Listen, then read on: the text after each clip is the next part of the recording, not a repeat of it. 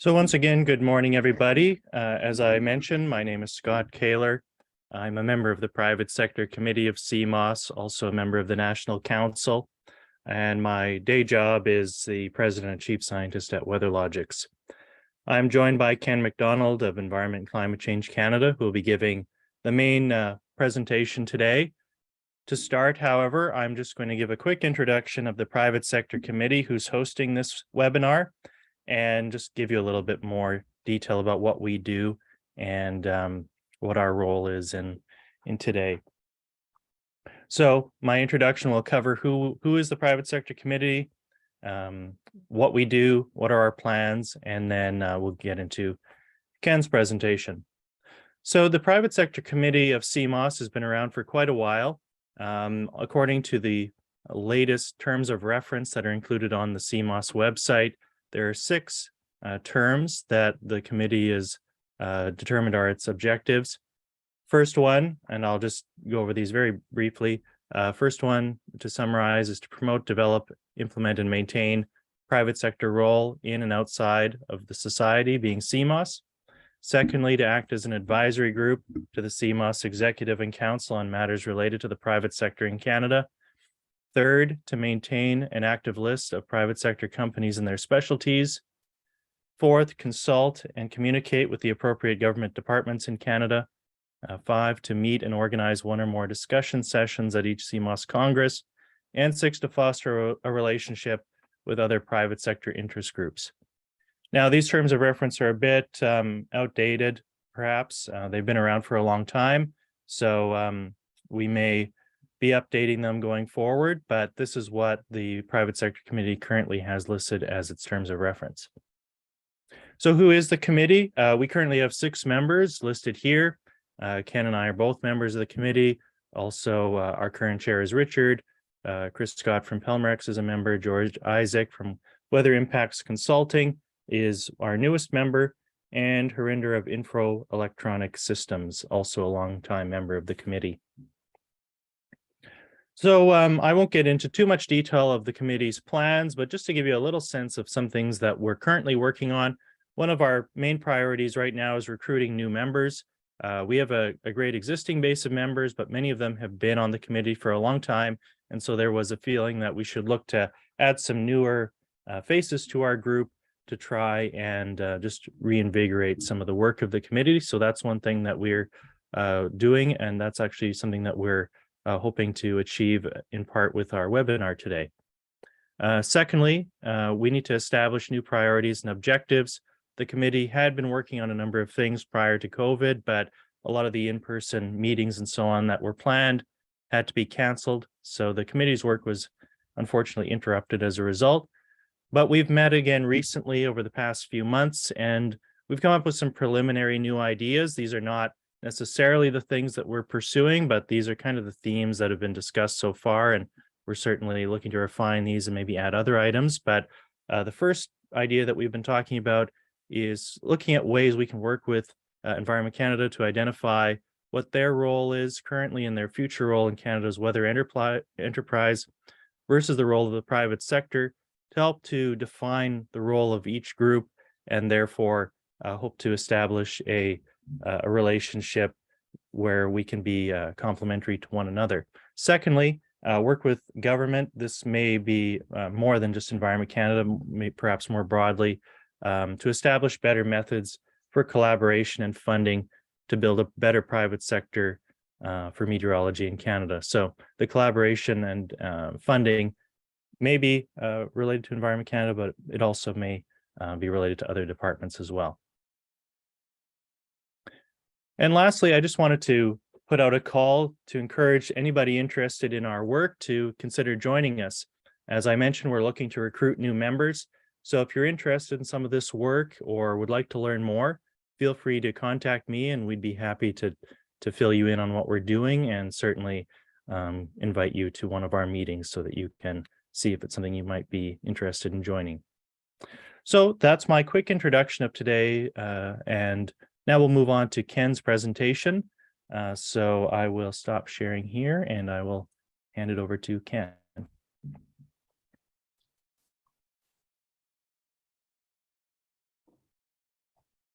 Thanks very much, Scott. I will just get my presentation up. If you can see that. Yep, looks good. Okay. So a little bit more of the context on doing this presentation. So I'm the government member on the private sector committee, and I have a long history with the Meteorological Service of Canada. I joined back in the mid 70s. My whole career has been within the Meteorological Service, but the enterprise has changed significantly over the decades that I've been with it, and I thought it would be helpful for the private sector to understand what is the enterprise of the meteorological services within the government of Canada, because it's not what it used to be. And that is an obstacle sometimes in understanding how to deal with the organization.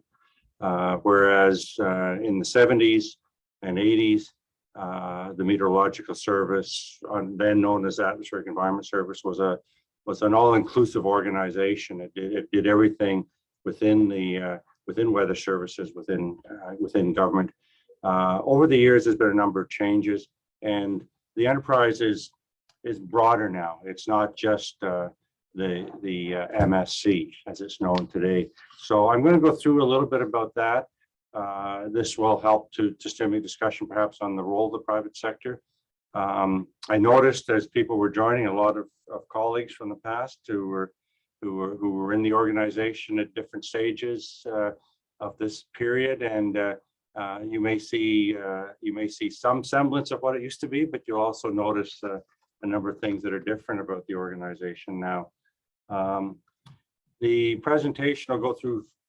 It's not that long, but it'll go through a number of things. First of all, the mission of the MSC, and just a simple statement, my version of the mission, how the MSC is structured, which is only one part of the weather enterprise within the government, and then I'll go into the other elements of the enterprise as they exist today, and some of the priorities of those different elements as they exist today, and then come back to MSC specifically, because that's my area of expertise. I can't speak authoritatively on every aspect of the enterprise, but I'll focus on MSC and where our service priorities are, because that's of particular interest to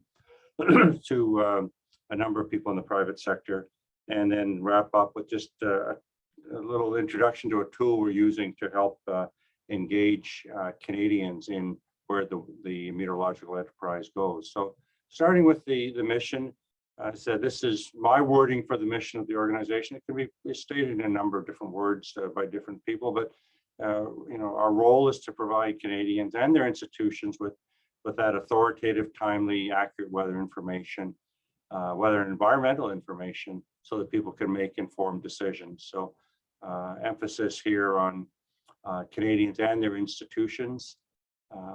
Within Environment and Climate Change Canada, we are the largest branch of a number of branches, and obviously are the primary employer for both professional meteorologists, technicians, and hydrologists in Canada.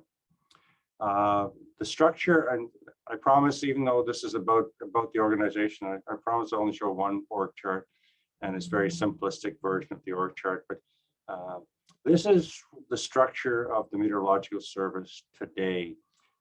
It is structured functionally. There is a modeling directorate. Veronique Boucher is currently the DG, the Center for Meteorological and Environmental Prediction, which is one component of the organization that most of you know or the institution that most of you know as the Canadian Meteorological Centre. So the Canadian Meteorological Centre is not a line organization. It is an institution with a number of different organizations that participate in it. The Canadian Centre for Meteorological and Environmental Prediction is one of those components. It's the operational arm where the models run and where all the NWP predictions originate for the organization. There's a policy, planning and partnership directorate. Doris Fortin, the recently named Director General, and that deals with policy, corporate planning, and also the relationships, particularly on the corporate side with organizations like WMO. So the international affairs is in the policy shop. Then there's a monitoring and data services directorate, and that is all aspects of weather and hydrological monitoring, all the way from the DG, engineering, national services, down to the individual field technicians. So it's a functional structure today. All of the activities in monitoring are within this one directorate. And finally, there's a prediction services directorate where I'm located. And this is the forecast operations side of the business. This is the one part of the organization that still has something of a regional structure, but there is not a regional structure as many of you knew it in the past, with an MSC regional director responsible for all of MSC activities in a geographical region. Prediction Services Directorate has some semblance of that still. We have 3 directors who have geographically based responsibilities in the East, and it's the East, Atlantic, and ICE. So the Canadian Ice Center are under one director, John Parker. There's a division for operations in the central part of the country, the forecast operations in both Ontario and Quebec under Joanne St. Clair. There's a Western division, which is responsible for forecast operations across Western Canada from Winnipeg to Vancouver. And there's an aviation and defense structure for our relationships with NAV Canada and for our services to national defense. And finally, there's a national programs division that I'm responsible for. So the headquarters it's quite similar to things that have existed in the past in the program organization of MSC and AES before that. So some of this you'll recognize, but I think the important thing for many who are previously familiar with the organization is that it's not a regionalized structure overall. It's a functional structure now. Now it is the MSC is just one component of the weather enterprise today, due to a number of changes that have taken place over the last 15 years or so. The enterprise has been spread out amongst other organizations besides MSC, the weather enterprise. So I'll start by the piece I've just shown you, the MSC, the components that exist under our Assistant Deputy Minister, Diane Campbell. Diane has been with the organization for 14 years now, very experienced in the prediction side of things, with a background that's 40 years of experience across government. In both her career has been split both between environment and NRCan. So a broad experience, but 14 years experience with MSC. The other significant part of the organization is not in MSC any longer, but many of you are familiar with it, is the Science and Technology branch. The ADM there is Mark Diorio. So whereas the Atmospheric Science and Technology Directorate used to be part of the MSC, now all of the science and technology within the organization, within Environment and Climate Change Canada, is under one ADM. So all of the research scientists in the organization are there. Mark is also responsible for wildlife science, water S&T. So a number of directorates. Atmospheric Science and Technology Directorate is the one that used to be part of MSC, and I'll talk a little bit more later on it. Another important part of the organization of the enterprise is not within MSC, but is critical to our operation, is the IT side of it. IT now resides in a corporate and services and finance branch. So I'm focusing specifically here on the Chief Information Officer, but there are also within that branch, of course, are other corporate functions like corporate planning, finance, asset management, real property. But within that corporate services branch, there's a chief information officer. This is a structure that's prevalent across government now. Every department has a chief information officer, and they functionally are linked to a chief information officer for the government of Canada in Treasury Board. So obviously an enterprise like ours is heavily dependent on IT, and the supplier of the IT to the Meteorological Service is the CIO in the corporate services branch. But all the IT isn't there. There's another important piece of IT now, and that's Shared Services Canada. Shared Services Canada runs the physical infrastructure for our operations, including the High Performance Computing Center in Montreal. So whereas MSC in the past ran its own supercomputer and everything about it, now that is provided by a different government department entirely. Shared Services Canada is responsible for our supercomputer, for our networks, for all of the servers basically, and the CIO runs the applications that run on those servers. So multiple players, as you can see, developing here in terms of what the enterprise is comprised of.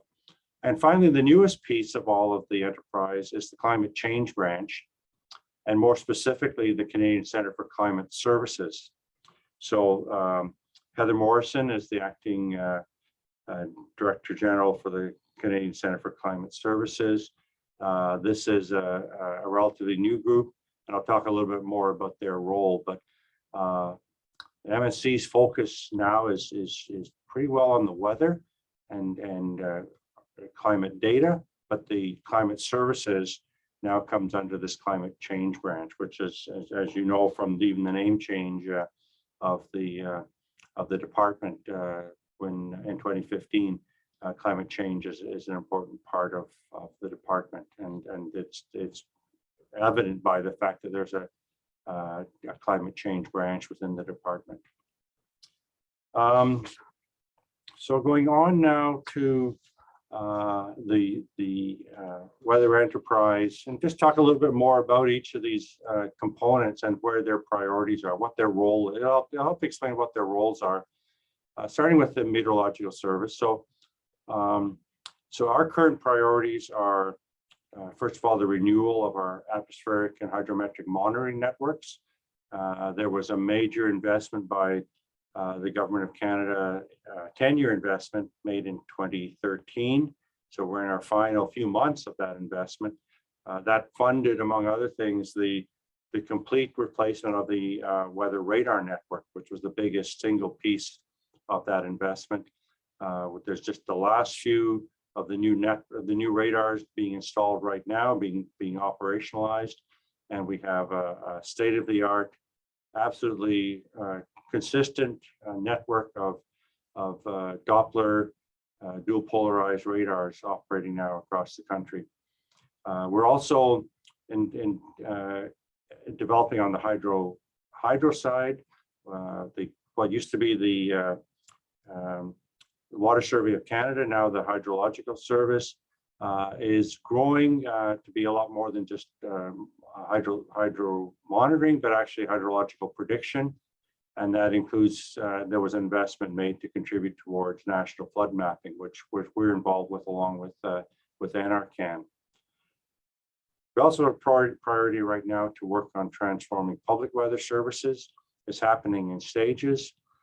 This is to modernize, to digitize public weather services and change the look of products that are delivered to the public. Of course, we're sustaining the core NWP operations and technical transfer at the Canadian Centre for Meteorological Environmental Prediction. They have been focused this year on a second major upgrade to our HPC system. Of course, there's been many upgrades to the system over the years, but under the current contract, the HPC infrastructure provided by IBM, and within that contract, there are multiple upgrades, and we're just completing the second major upgrade of that HP system this year, which has been a big undertaking for that organization. increasingly leveraging Earth observations. The modeling is a lot more than atmospheric modeling now. It's an integrated Earth modeling system, and we're doing a lot of work on leveraging all of the available Earth observations.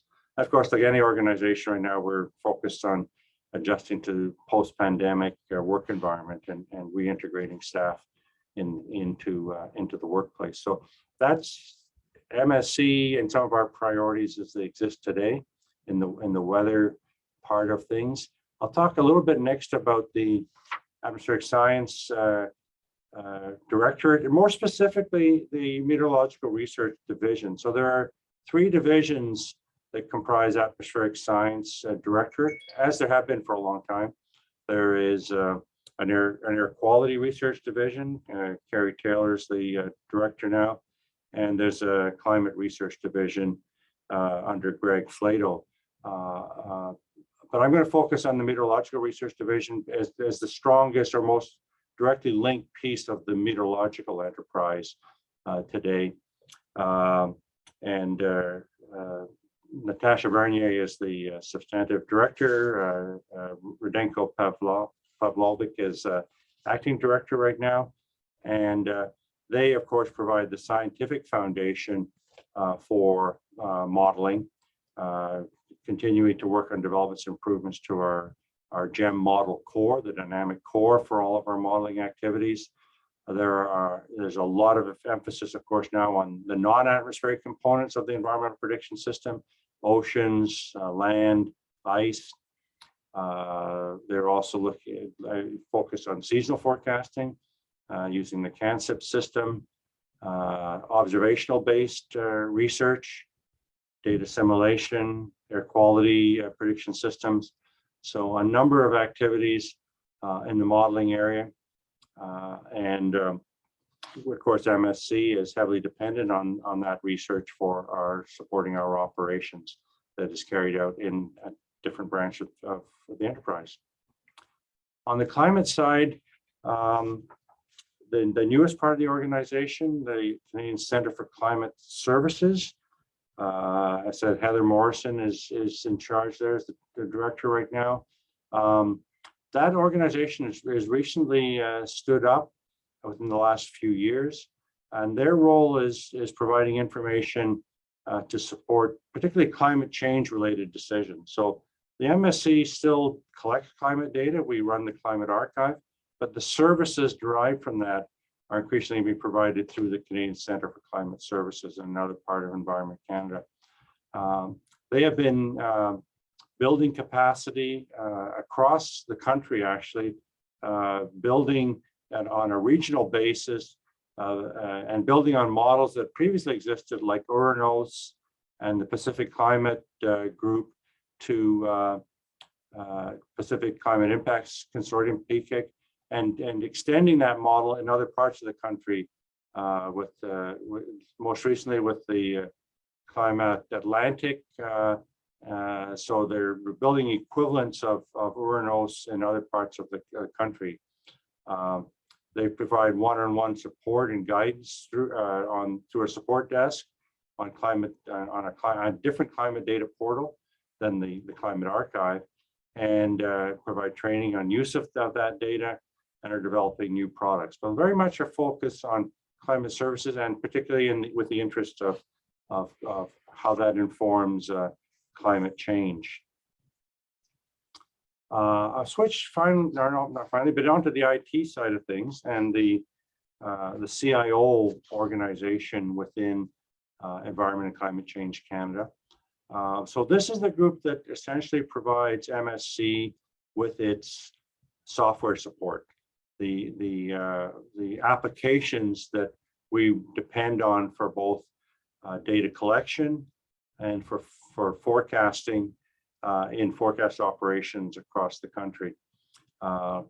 The director there is a name familiar to people who worked with MSc in the past, Susan Wild. Fortunately still with us and providing continuity under the leadership of the CIO. And they are working on completing some software elements of the reinvestment project. I mentioned the 2013 a major investment in MSC. So there's a lot of software applications that are part of that, including the radar software required for the radar system. They are also the part of the organization that provides the platforms that are used for dissemination of weather information. So our websites, our mobile app, etc. So all of that software is developed within Susan's group. My group works directly with them in the operation of those sites. They are also involved in supporting the Canadian Centre for Climate Service and the Climate Archive renewal.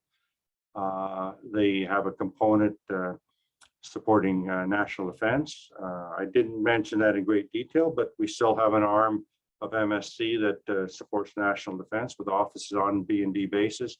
And then there's an IT component to that that Susan manages. There's also involvement supporting the aviation program with a particular focus right now on new data exchange models that ICAO is implementing. So we have to change our data formats, etc.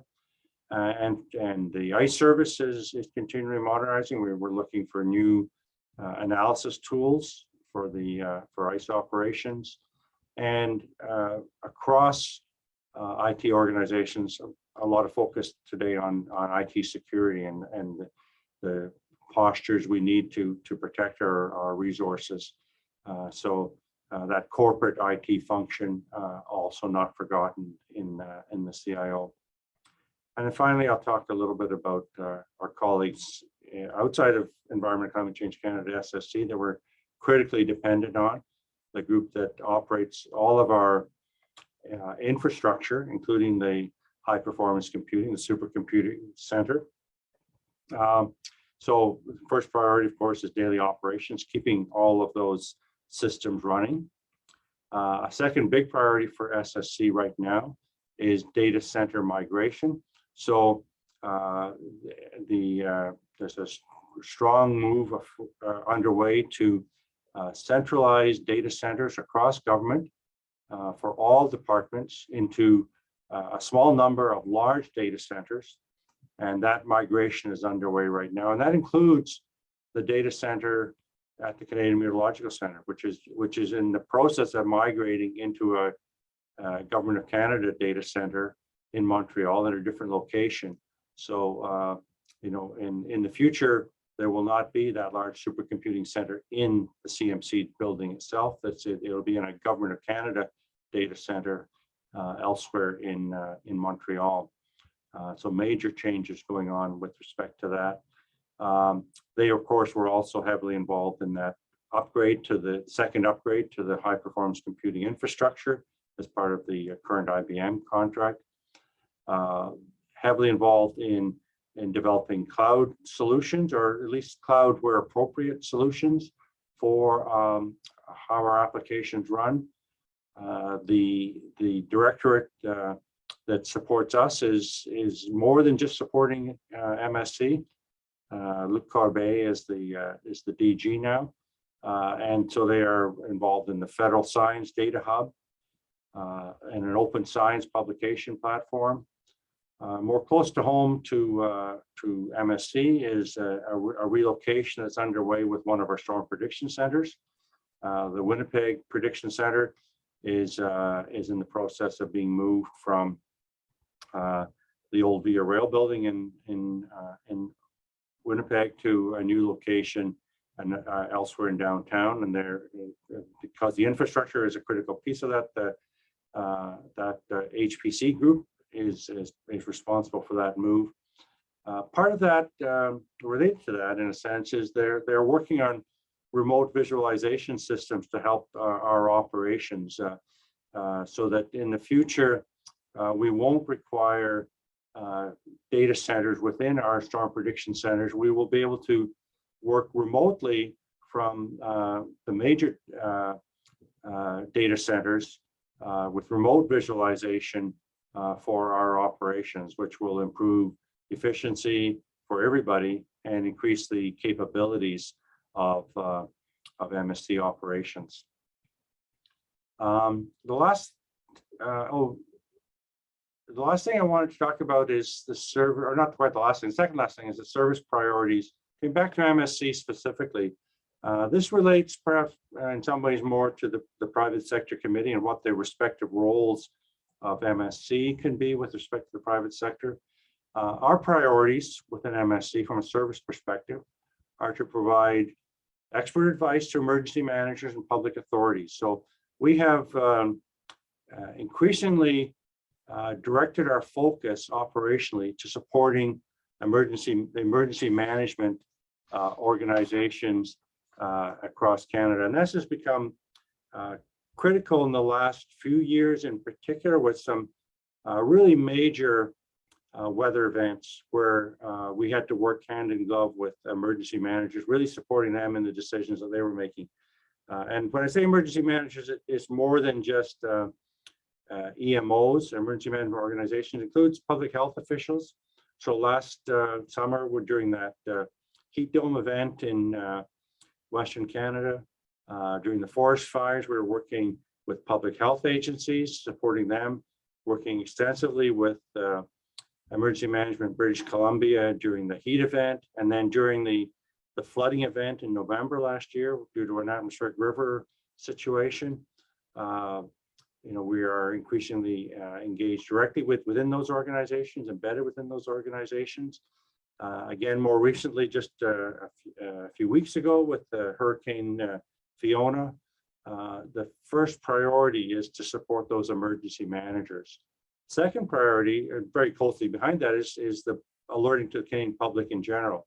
So the weather alerting program, so that Canadians broadly are aware of impending severe weather and know what to do. So not just about the weather events that are happening, but the impacts to be expected from those weather events. So we're shifting from just forecasting weather occurrences to impacts of those weather occurrences. And to do that, of course, we have to work very closely with those emergency managers because they're the experts in the impacts that a particular weather event may have on society.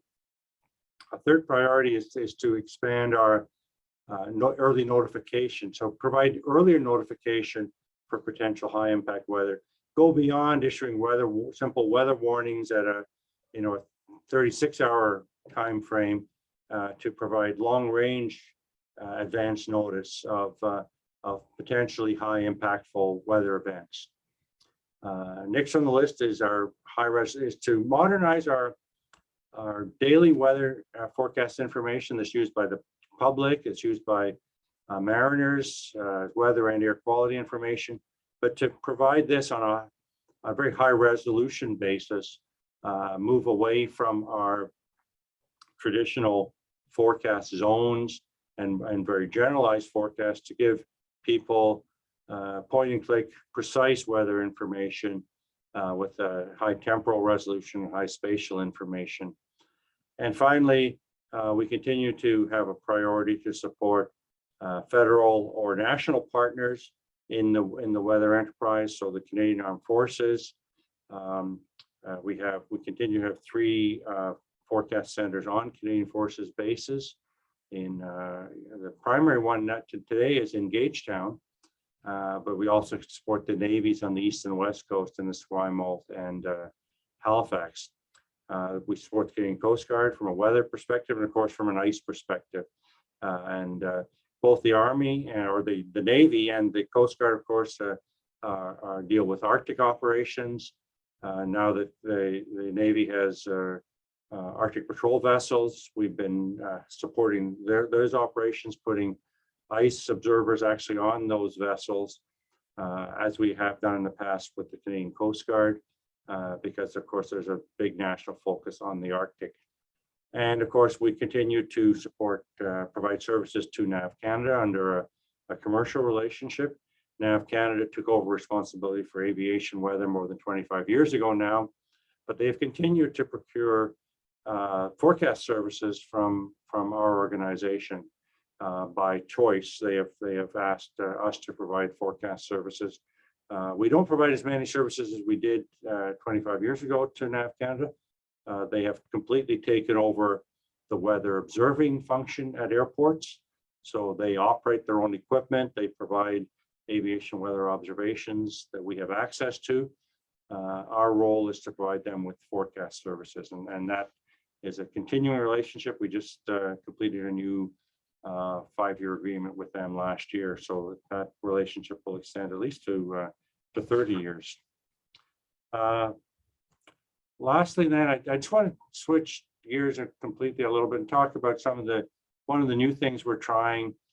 We do want to engage Canadians broadly as we try to design new ways of presenting weather information to them. So we have launched a platform for engagement with Canadians. It's called Let's Talk Weather. It's a platform externally provided. There are many. The government of Canada is using this in a number of departments. You can do Let's Talk Transport, or Let's Talk climate change, or Let's Talk adaptation. But there's a platform called Let's Talk Weather. There's a number of tools within that, or projects where we can invite people to give us feedback in many different ways. So there are survey instruments. There's other ways that people can provide us input to how we do our business. We're going to be asking them a number of questions about how they like to see their weather presented. If we're trying to provide them with high resolution temporal information, what's a meaningful way to provide that information? We'll be using examples and mock-ups to ask people their opinions on what's the best way to provide information. So we've got current projects still accessible through that platform. One about weather alerts and how we can present weather alert information, and one about general forecast information. And we'll be continually refreshing this platform, seeking more input as we work towards designing our services. So I'm going to wrap it up here, open it to questions. I think we'll take them from the chat. Perhaps I mentioned a topic of potential discussion, certainly amongst the private sector, and it was mentioned by Scott earlier about the synergies and opportunities for collaboration between the government weather enterprise and the private sector. That's one area that people might want to explore. They might want to ask other questions about the weather service and the enterprise within government. I can try to answer those questions. My knowledge is much deeper on the meteorological service than the other components that I told you about, but I will be happy to answer any questions that I can. So I'll stop here, Scott, and turn it back to you. Thanks, Ken. I'm just looking through the chat here, and reminder, if you have a question, there's still time to ask. But what I'm seeing so far, the first question was just about the presentation. Are you able to make the PDF or PowerPoint available for those that would like to share it? Definitely, I will. The translation isn't back, and of course I have to make it available in both official languages, but I will definitely make it available. Okay, great. Second question from Peter Taylor. He's asking, could you comment on the role of universities in the Canadian meteorological enterprise? About a decade ago, CFCAS was a major supporter of climate and atmospheric science research in Canadian universities, but not today. ECCC and NSERC have not filled that gap. Hi, Peter. It's a good question. It is that side of the business that I admittedly know considerably less about, because as you know, it was always a part of the atmospheric research that really led those engagements. So I would have to turn to colleagues there, but what I can do is follow up with you, to provide. I mean, it was a question that was actually asked by other colleagues from George Isaac was asking it just last week in the committee meeting, a similar question. So I don't have a full answer, but I can help to get it. Or maybe it's something we can make a focus of one of the future discussions, Scott, in the private sector committee is where that stands today. Okay. Yeah, that's a good point. Okay, I'll move to the next question then. This one's from George Isaac. Does MSC have an external advisory committee? If not, I think it would be very beneficial, perhaps more than one. Not a formal one. We have had in the past. George may be remembering about 20 years ago when Mark Didier was the ADM, he had established a private sector advisory committee. We do not have a specific one today. It's something that I think our ADM has considered, but I don't have an answer. There certainly isn't one right now, and I don't know if one is being considered actively. Next question from Anne McMillan. How is the MSC working with the health community to provide forecasts related to health, examples, pollen, diseases with atmospheric pathways, etc.? Well, the focus has been on air quality, specifically the development of the Air Quality Health Index, which Anne, you're very familiar with, of course. We work very much hand in glove with both Health Canada, the Public Health Agency, and with provincial health ministries on that program. Our second focus within our air quality and health organization is with prediction of heat. Heat under a changing climate is becoming increasingly a concern.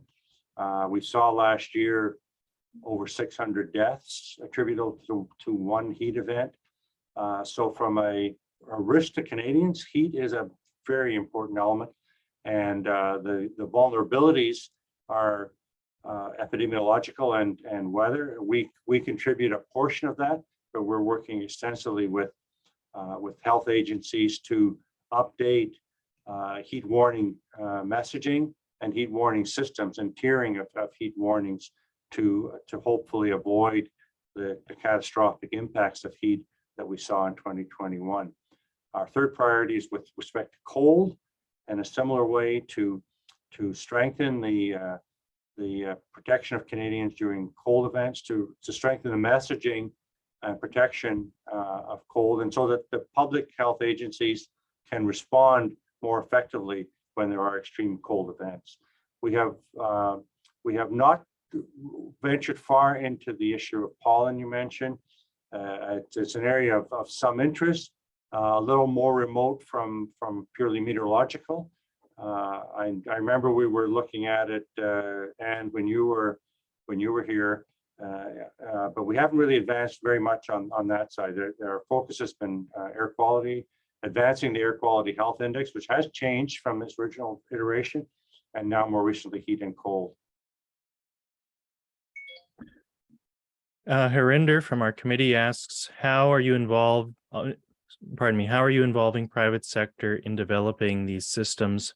As you know, Canadian government's mandate is also to support the private sector. Well, the engagement with the private sector is, it comes through our procurement processes largely.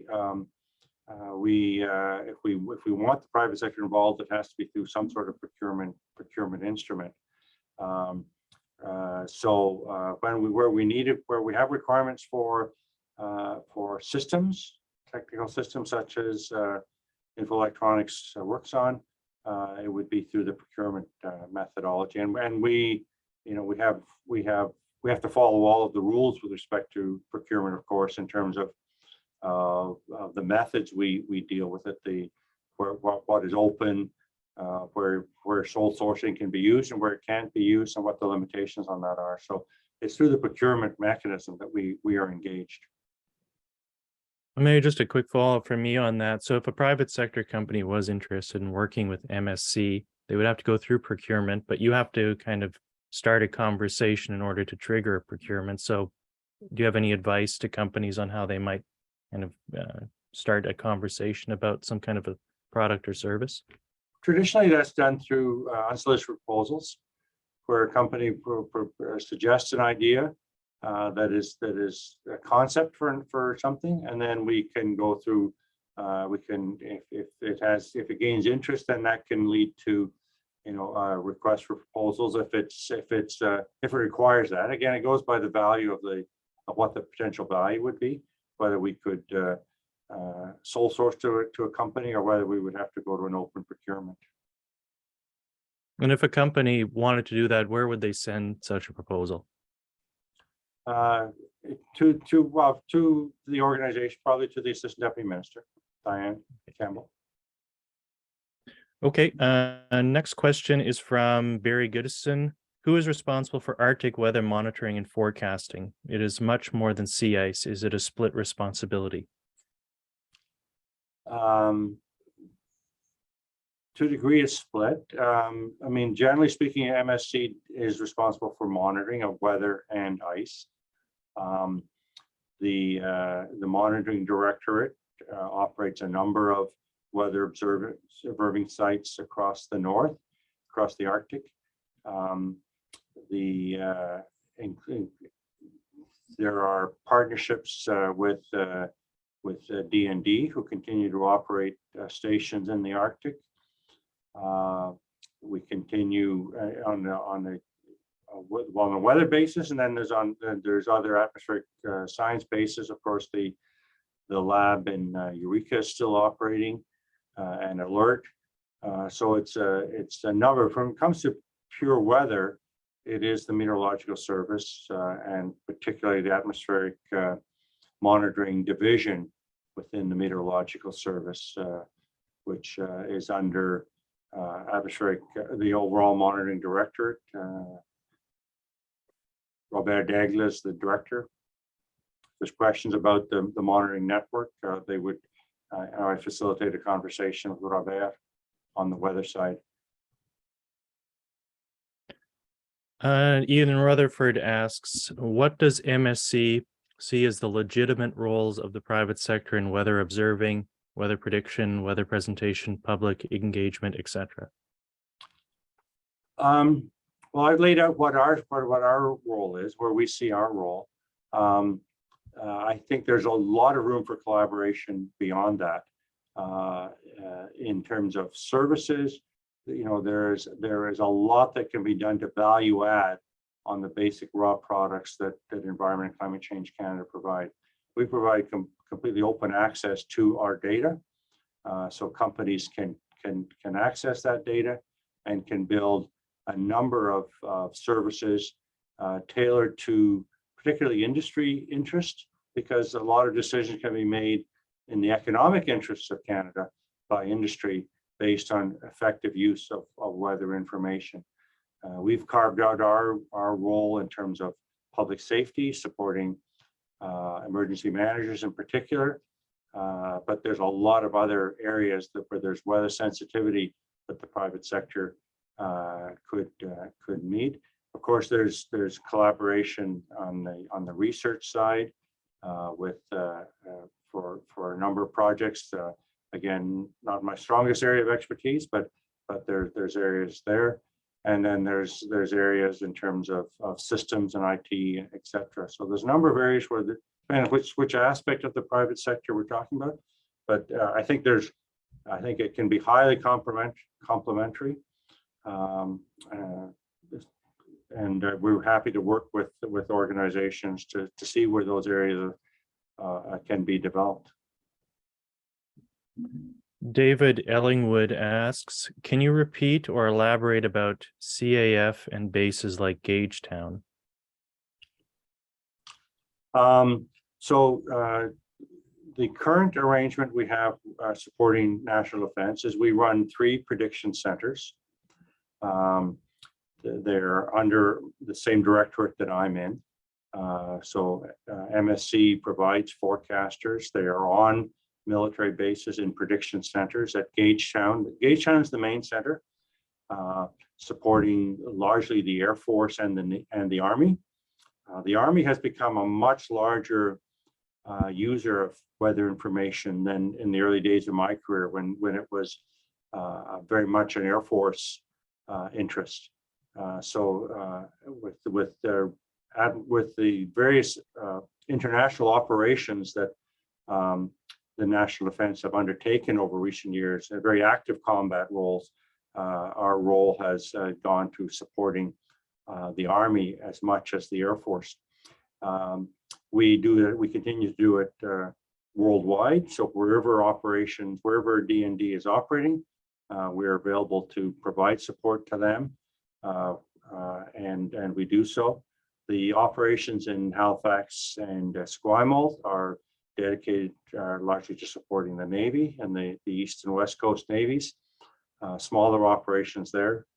In all cases, though, we're working directly with the military part of Weather Services, Canadian Forces Weather Service. There continue to be Met techs providing briefing services, providing forecast services to DND, and we provide the core forecast capacity for that worldwide support.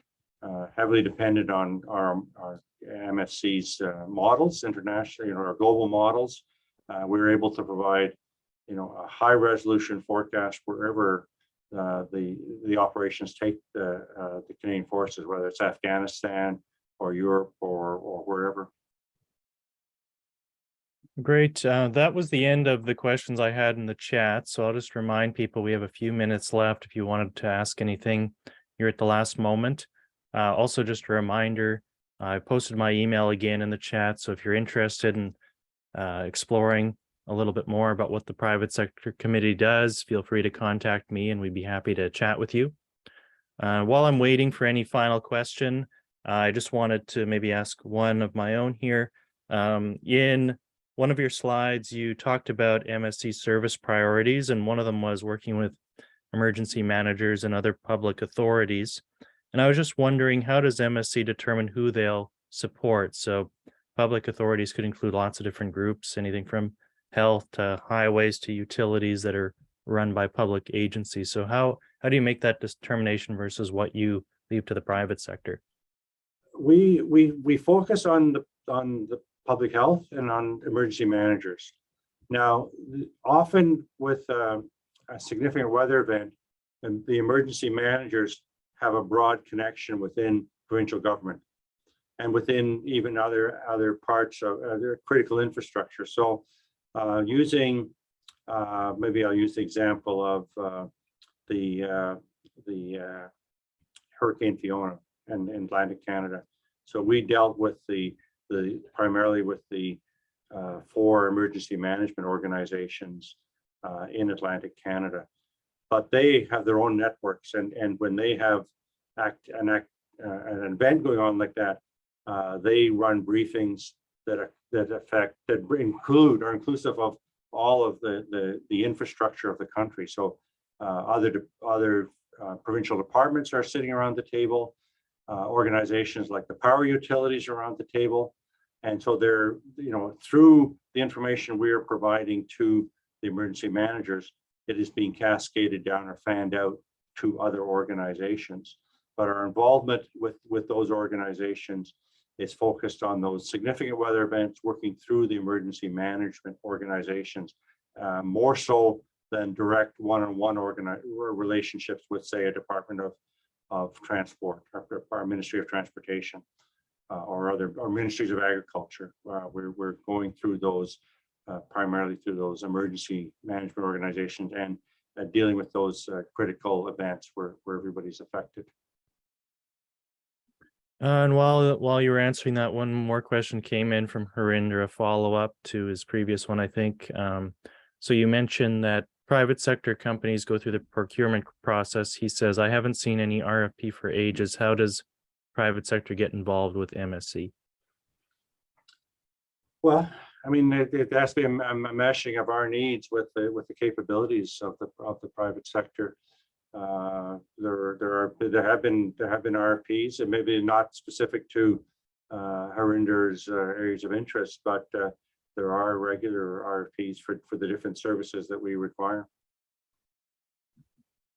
Okay, just looking here. I don't see any more questions. So with that, we will wrap up for today. Thanks everybody for joining us. We have recorded this presentation, so that'll be made available. And Ken has also indicated that the slides themselves will be available as well. So thanks for joining us, and we hope to talk to you more about the private sector down the road.